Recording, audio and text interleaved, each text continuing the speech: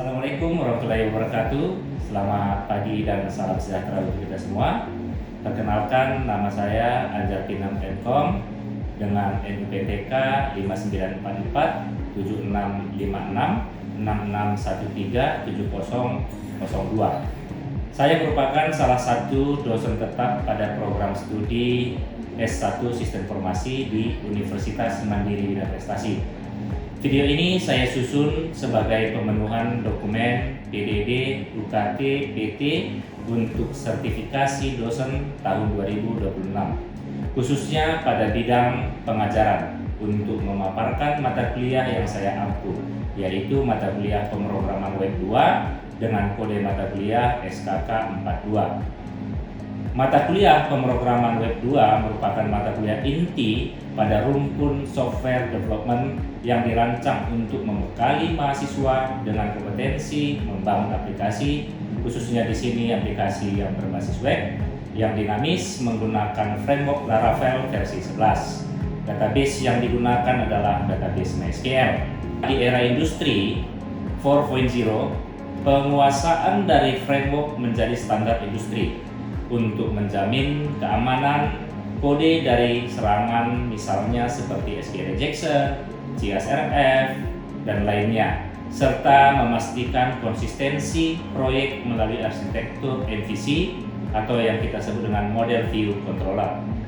Melalui mata kuliah ini, nanti mahasiswa tidak hanya akan belajar menulis kode, tapi akan belajar membangun solusi untuk informasi yang scalable. Mata kuliah ini akan dimulai dari penguasaan dari arsitektur MVC, manajemen basis data, relation basis data secara programatik melalui migration dan eloquent ORM, hingga kemampuan bekerja sama dalam tim untuk membangun prototipe aplikasi web yang fungsional. Mata kuliah ini memiliki bobot 4 SKS dengan komposisi 1 SKS teori dan 3 SKS praktikum. Komposisi ini sengaja dirancang agar mahasiswa memiliki jam terbang praktik yang lebih tinggi.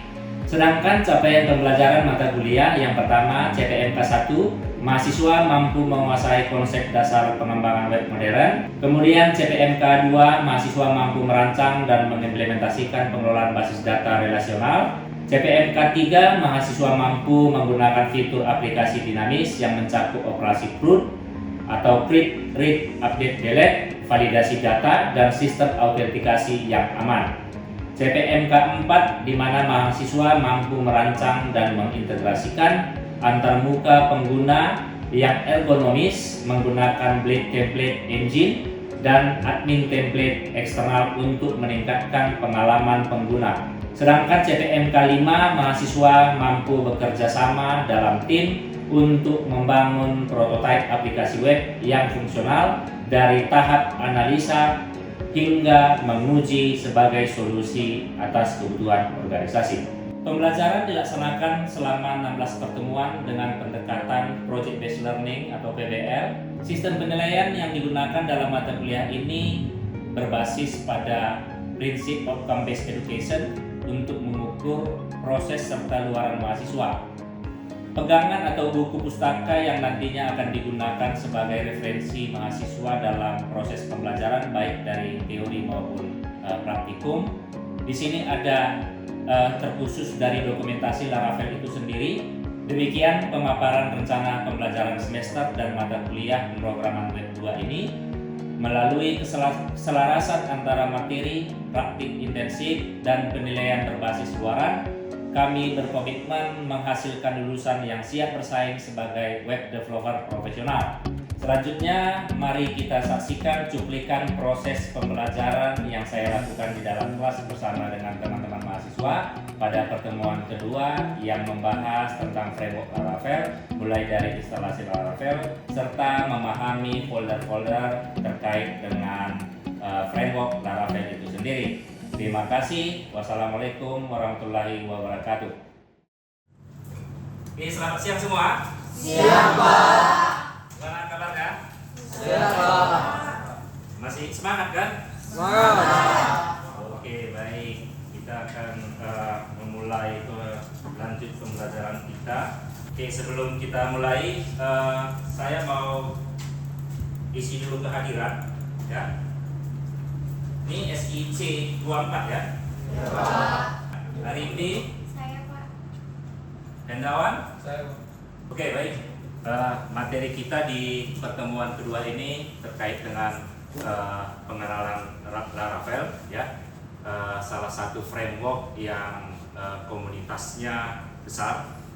Kenapa kita menggunakan Laravel? Karena memang Laravel ini banyak digunakan oleh industri ya, atau perusahaan-perusahaan besar dalam pengembangan sistem yang mereka punya. Komunitasnya ini sangat luas sekali. Apa efeknya kalau komunitasnya luas? Jadi banyak pengembang-pengembang atau memberikan masukan atau mencari bug yang mungkin nantinya bisa membuat sistem yang kita bangun itu lebih bagus lagi, kira-kira begitu ya.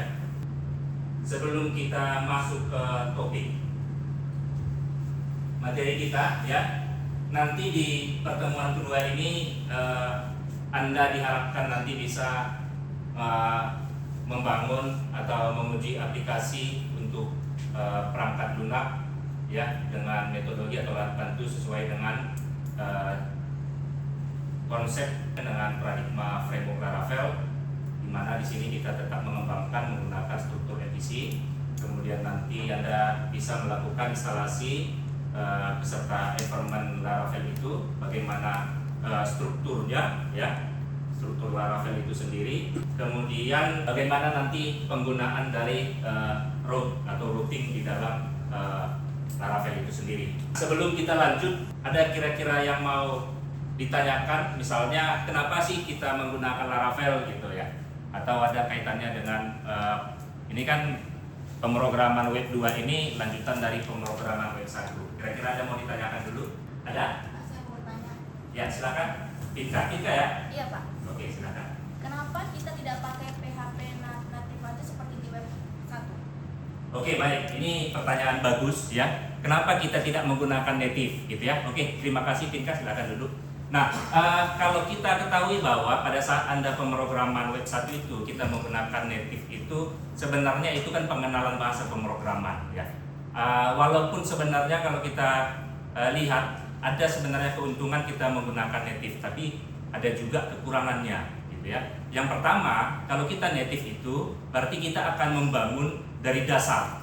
Struktur webnya seperti apa, keamanannya seperti apa, kita bangun dari dasar gitu ya.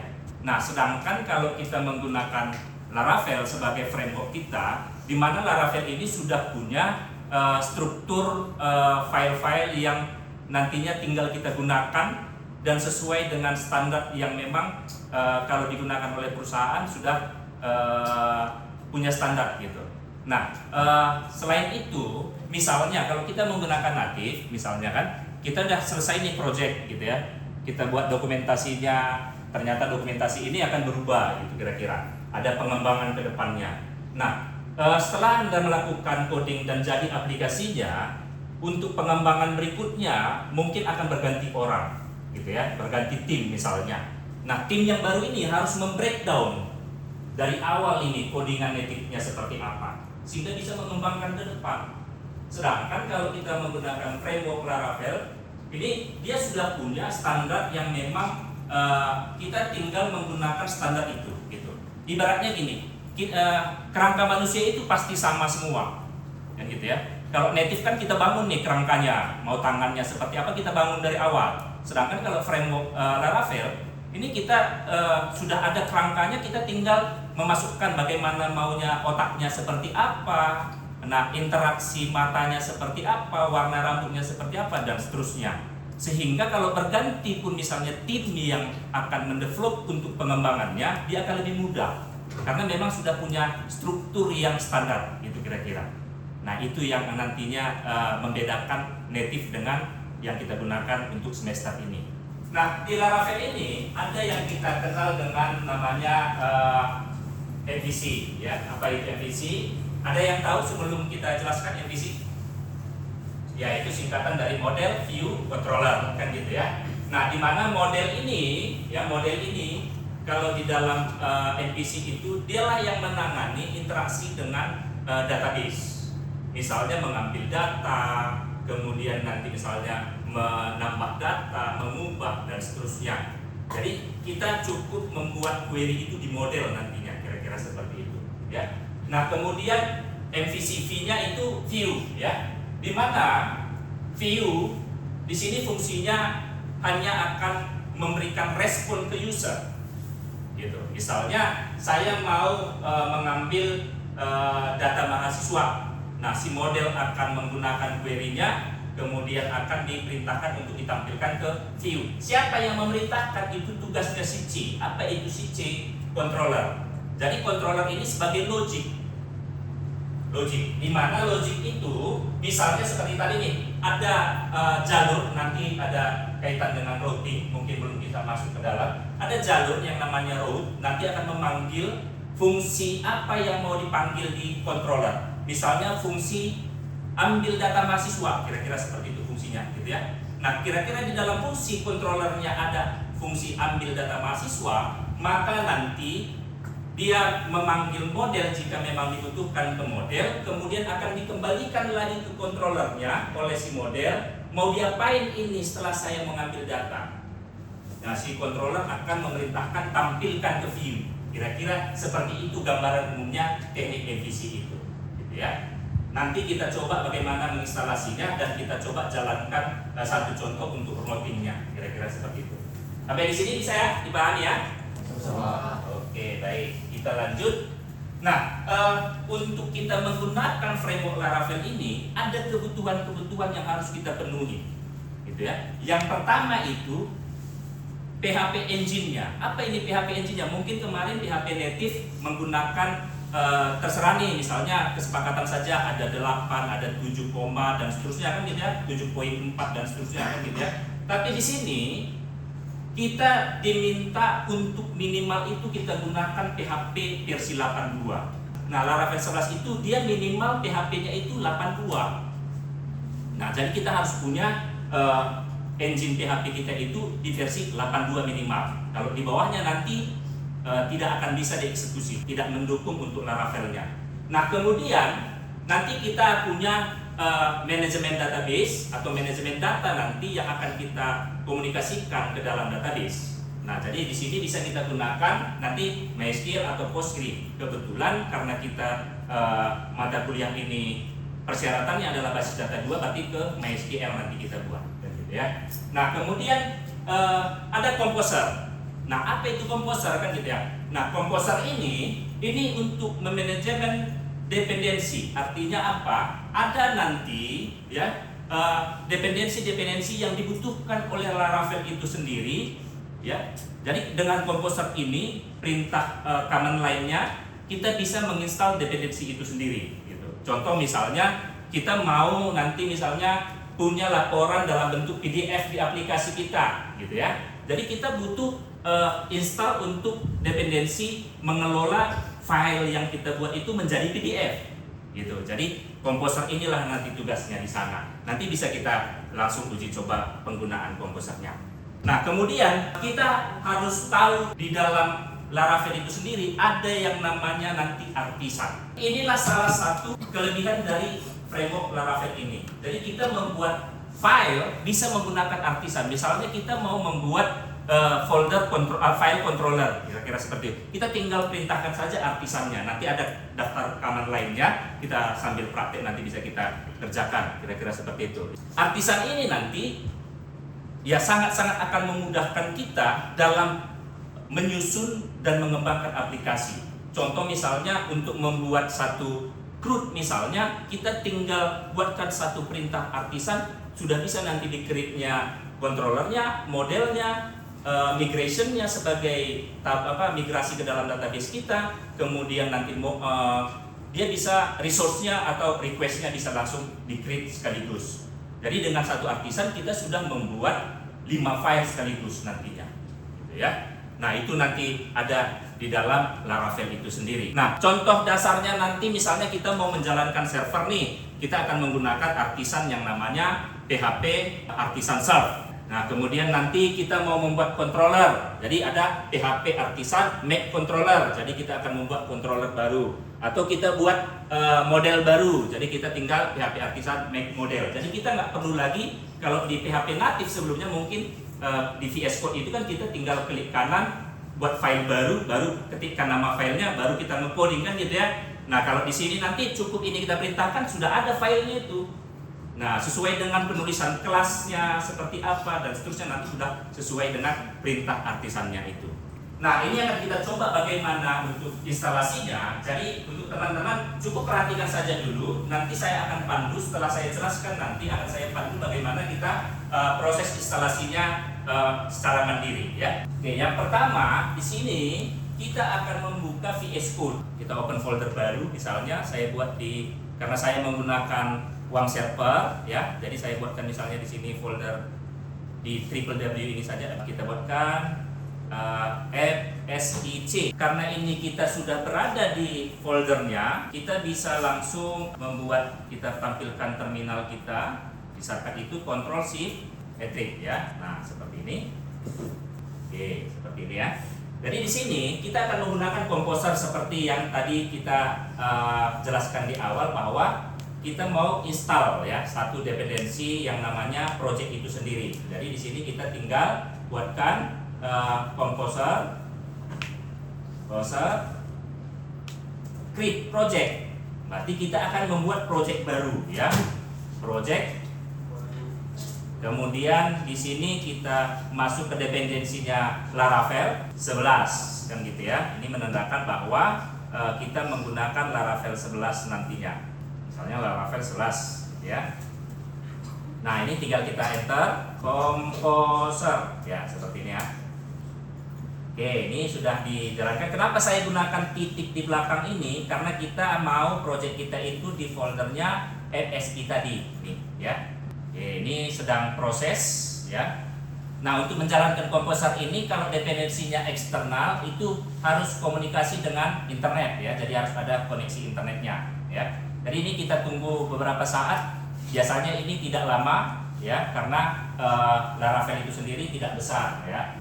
Oke, nah ini berhasil kita instalasi. Nah, kita lihat foldernya ya. Nah, ini dia ya. Jadi Laravel itu kita sudah install nih, sudah jalan. Nah, coba kita uji coba menggunakan Artisan Serve seperti tadi di slide kita. Untuk menjalankan servernya itu PHP Artisan Serve ya, seperti ini. Nah, ini sudah bisa kita buka nih. Oke, ini coba ke Laravelnya atau kita copy saja ya. Ini ke Laravelnya, kita copy saja.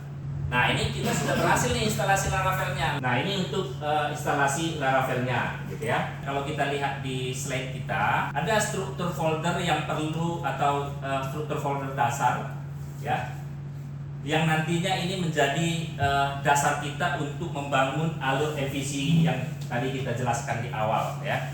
Yang pertama ada yang namanya folder app, di mana nanti folder app ini di dalamnya ada controller, ada model, ada yang lainnya yang nanti mengatur aplikasi kita. Jadi di folder app ini ya, di folder app nantinya kita bisa melihat struktur dari web kita itu seperti apa ya. Kita lihat di codingan kita, ini ada kita ya. Nah, di HTTP ini ada controller nanti di sini, kemudian ada model ya, provider ini nanti kalau misalnya kita menggunakan provider untuk ada service dan sebagainya. Tapi yang penting di sini, folder yang paling utama yang akan sering kita gunakan, yang pertama adalah folder app. Di dalam app itu ada folder HTTP, di dalam HTTP itu ada controller, kemudian di folder app itu ada model, kemudian nanti ada database ini nanti ada migration, ini akan otomatis kalau kita menggunakan Artisan ya. Kemudian nanti ada folder public, disinilah nanti root public yang diakses oleh klien itu diambil dari sini. Di sinilah kita tempatkan CSS-nya. Di sini juga kita tempatkan misalnya JavaScript kalau ada JavaScript yang kita gunakan gitu ya. Nah, kemudian di dalam folder resource ya. Nah, resource ini ada folder view di sana. Nah, view inilah yang nantinya ditampilkan ke dalam ke klien jika ada klien meminta request. Contoh misalnya ini tadi kan ada nih di dalam hasilnya kita, ya, hasilnya kita tadi ada Laravel nih. Kita coba edit file view-nya ini, kita rubah ini. Oke, kita perhatikan di sini, ya. Oke, kita perhatikan di dalam tabnya ini, namanya di sini adalah Laravel. Ini mau kita ganti, yang menunjukkan nanti bahwa di dalam view ini, ya, welcome blade ini, inilah yang nantinya muncul di klien. Jadi kita simpan. Oke, kita refresh ini, maka sini sudah berubah my project. Artinya view inilah yang akan ditampilkan ke public, gitu ya, kira-kira seperti itu, gitu. Nah, itu nanti folder-folder. Nah, selain itu apa? Karena user nantinya akan punya request itu kan punya jalur. Maka folder yang tidak kalah penting lagi di sini adalah root. Nah, ini. Jadi root ini nanti kita daftarkan jalur-jalur yang dapat diakses di aplikasi kita. Nah, contoh misalnya seperti tadi ada welcome-nya. Nah, di sini ada root-nya langsung di root-nya. Jadi begitu nama websitenya, nama domainnya langsung di slash, berarti itu root-nya. Sehingga dia hanya akan menampilkan ini welcome. Nah, kita lihat welcome itu karena tadi di view di sini ada welcome blade, ya. Welcome blade di sana di view, di resource view nih, ya. Ada welcome ini, maka inilah yang munculkan, gitu kira-kira, ya. Nah, seandainya misalnya kita punya root, ya, sebelum ini contoh saja, kita punya root baru, misalnya di sini kita tambah namanya misalnya ambil, gitu ya. Baru di sini kita buat ada ambil seperti ini, ya. Maka dengan seperti ini kita tinggal tambahkan saja dulu di sini untuk menjalankan rootnya saja. Kita jalankan tambahkan satu file di view, misalnya ambil titik blade karena kita menggunakan templating blade, ya. Titik PHP. Misalnya di sini saya hanya menguji coba, misalnya menggunakan heading 1. Ini ambil kira-kira seperti itu, ya. Nah, untuk menguji cobanya tinggal kita slashkan saja di sini menuju ke root ambil tadi. Kita enter, nah muncul dia ambil di sana, gitu ya. Jadi kalau misalnya kita mau, kalau sebelumnya kalau di native kan di index itu apa mau kita panggil, ya kita buat lagi filenya, gitu ya. Nah, ini kita berdasarkan jalur yang kita izinkan. Jadi kalau misalnya ada jalur lain, misalnya update misalnya, karena belum ada jalur ini di dalam root tadi kita daftarkan, maka ini tidak akan ditemukan, gitu. Sehingga apa yang kita izinkan untuk diakses kita daftarkan semua di rootnya. Itu kira-kira nanti, ya. Root yang kompleks misalnya di sini ada request dari si user, ya. Ini misalnya menggunakan port 8000 tadi. Kemudian di dalam daftar root kita sudah punya root yang namanya get di sini, ya. Get untuk post. Nah, di sini kita punya controller, nanti di controller itu kalau kita punya post di sini dia akan mencari kelas di controller. Kira-kira seperti itu, sehingga nanti di controller sudah ada seperti ini kelasnya, akan melakukan post, ya. Nanti akan dipanggil, kemudian ada ke view di sini, kebetulan di sini di-returnkan ke view, maka di sini akan di-render ke view. Nah, renderan view ini nanti akan direspon menggunakan HTML di klien kita, baik itu di browser maupun misalnya di kalau kita menggunakan API nanti untuk aplikasi-aplikasi mobile misalnya, kita akan tetap melalui root itu sendiri, gitu ya. Nah, contoh misalnya ada beberapa root nanti kita coba sendiri setelah kita jelaskan ini. Kemudian nanti ada beberapa metode di dalam root itu sendiri, ada get, ada post, ada put, ada delete. Kemudian nanti ini alur singkatnya. Nanti materi ini yang telah bisa Anda dapatkan setelah kelas ini selesai, gitu ya. Nah, sampai di sini kira-kira ada mau ditanyakan? Maria.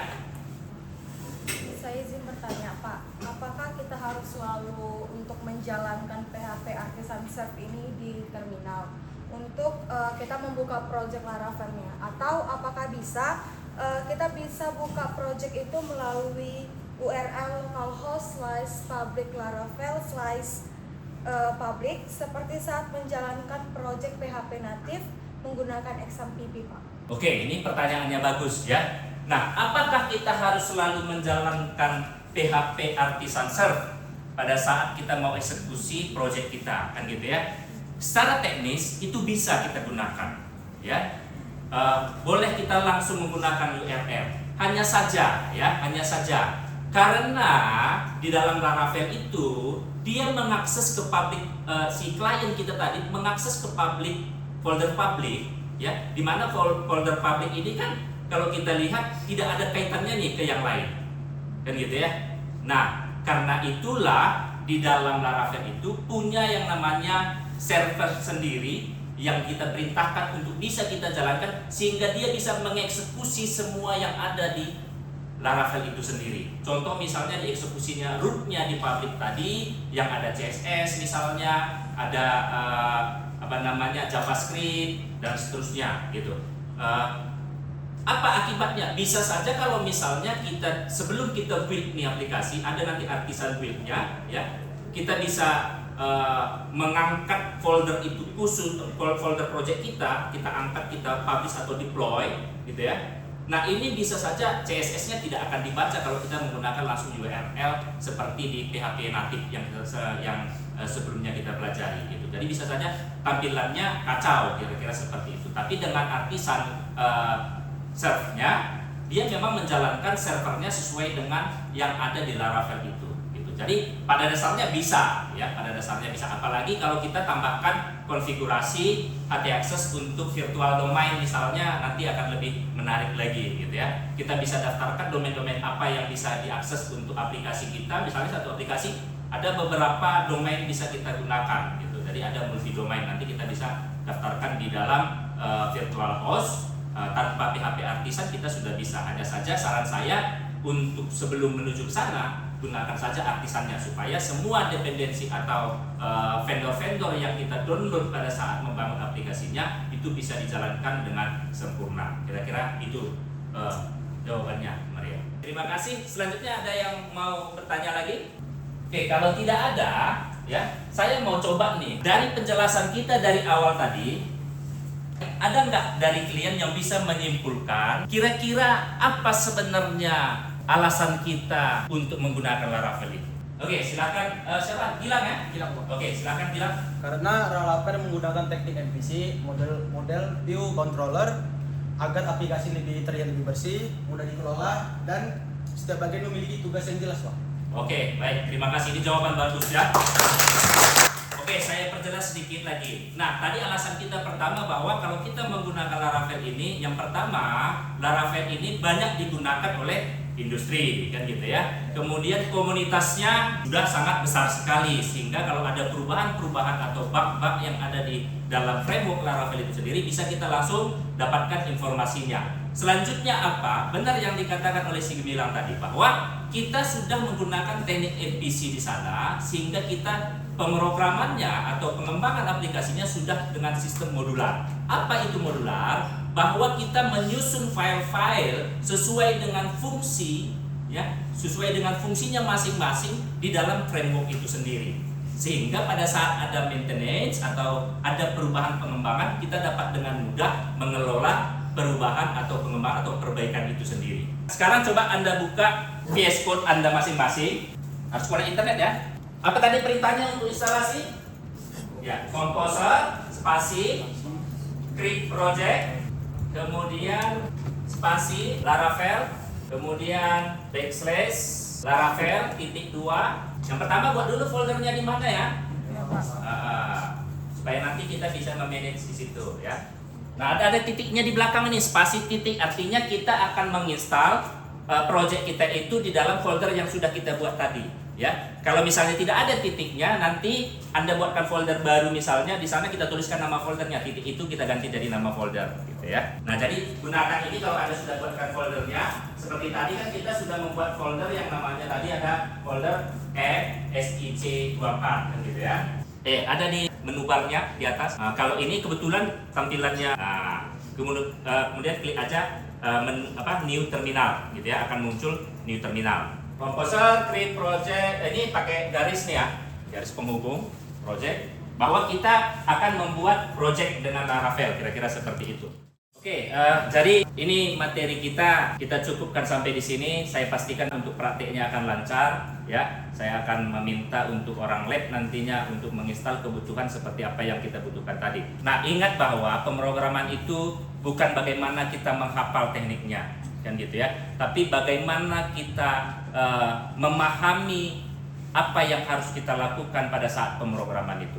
Kita tahu di mana coding-codingan itu harus kita letakkan. Ada yang namanya file view. Nah, view ini kita tahu bahwa hanya akan ditampilkan ke klien atau ke user yang mengakses aplikasi kita, gitu ya. Sehingga di sana kita tampilkan hanya sebagai penampilan, munculkan datanya dan seterusnya, kan gitu. Nah, kita tahu bahwa controller itu fungsinya untuk mengontrol, kira-kira seperti itu. Nah, ada jalur yang ingin dilalui oleh user sehingga diizinkan oleh root di dalam Laravel itu diizinkan. Kalau diizinkan, di fungsi controller itu dia ngapain? Oh, adakah mengambil data ke model atau hanya menampilkan ke view? Kalau ada mengambil data, maka diambilkanlah data sesuai dengan kelas tabel yang akan kita ambil, kemudian nanti ada perintah menampilkan ke view atau tidak. Kalau ada perintah ke view, menampilkan ke view, maka akan ditampilkan ke view. Nah, teknik-teknik seperti ini tidak perlu dihafal, tapi dipahami di mana mau kita letakkan. Ingat, semakin sering Anda mencoba, maka Anda semakin bisa dan lebih paham lagi akan hal itu. Lebih bagus lagi kalau kita mencoba ada ketemu error. Nah, ketemu error, jalan diskusi, kenapa errornya ini? Gitu ya. Semakin sering ketemu error, semakin tahu kita bahwa apakah cara pengetikan kita yang kurang pas atau memang ada coding-codingan kita yang salah gitu. Jadi dengan adanya uji coba dan ada error, maka itu akan bisa menambah wawasan kita terkait dengan codingan itu sendiri. Nah, untuk minggu depan ya, kita akan lanjut bagaimana mengkonfigurasi Laravel ini agar bisa berkomunikasi dengan basis data. Ya, kita akan coba membuat migration, membuat model dan membuat controller serta view yang sederhana sehingga nanti project kedepannya bisa kita selesaikan sebagaimana waktu yang sudah kita tentukan di pertemuan awal sebelumnya. Saya rasa ini akhir pertemuan kita minggu ini. Salam sejahtera untuk kita semua. Tetap semangat. Selamat siang.